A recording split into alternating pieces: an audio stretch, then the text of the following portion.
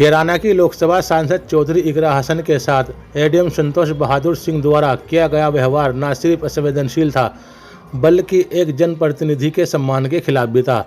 ऐसा लगता है कि जो अधिकारी कल तक ऐसी दफ्तरों में बैठकर आम जनता पर आदेश चलाते थे, अब वे एक लोकतांत्रिक रूप से चुनी गई महिला सांसद से भी अनुचित और अपमानजनक तरीके से पेश आ रहे हैं।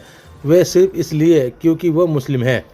मामला ये है कि सांसद इकरा हसन छुटमलपुर की नगर पंचायत अध्यक्ष शमा परवीन के साथ एडीएम कार्यालय पहुंची थी ताकि क्षेत्रीय समस्याओं पर चर्चा कर समाधान निकाला जा सके। लेकिन अफसोस, बातचीत की जगह शमा परवीन के साथ एडीएम ने अभद्रता शुरू कर दी।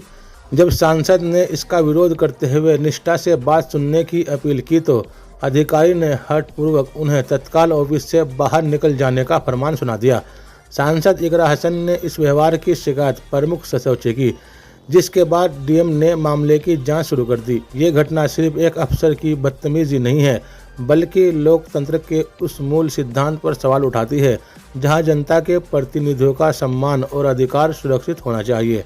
1 जुलाई को मैं फील्ड में था, तभी 3 बजे के आसपास एडीएम फाइनेंस के द्वारा ये मेरे व्यक्तिगत नंबर पर फ़ोन करके बताया गया कि माननीय सांसद कैराना यहाँ पे बैठी हुई हैं, वो आप हैं। तो मैं फील्ड में था, मैं तुरंत ही आया और आकर के मैंने माननीय सांसद को बताया कि मैं आपने तुरंत पहुँच गया हूँ, आप आ जाइए। तो वो आए। आते ही उन्होंने पूछा कि आपने मेरा फ़ोन क्यों नहीं उठाया। मैंने उनको अवगत कराया कि एक्चुअली मैं कहीं पर उसके पहले मीटिंग में बैठा हुआ था और फील्ड में निकल गया था, जिससे कि वो फ़ोन वाइब्रेशन पर था, जिसके कारण नहीं था और कोई बात नहीं थी।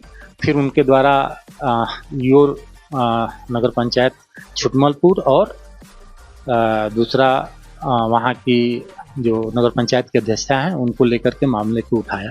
तो मैंने कहा कि ये उनकी अपनी व्यक्तिगत हैं दोनों के बीच का, अगर कोई मामला है तो आप उसमें लिखित रूप में शिकायत दे दीजिए और हम उसकी जांच करा करके, क्योंकि ये मामला व्यक्तिगत का था, कोई पत्रावली का था नहीं, इसलिए ही मैंने उनको कहा कि ये आप लिखित में दे दीजिए। उन्होंने लिखित में नहीं दिया।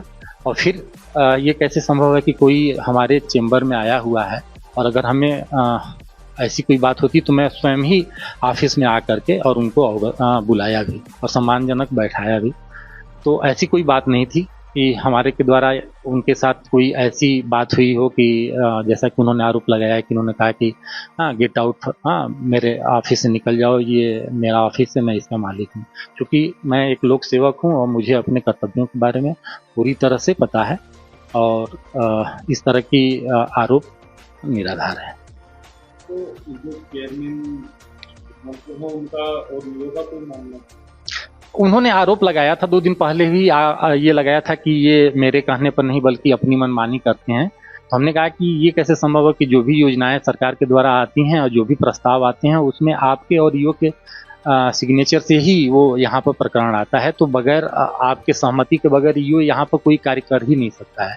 और अगर रही बात कोई अन्य शिकायत है तो आप उसकी लिखित में दे दीजिए, बात इतनी ही।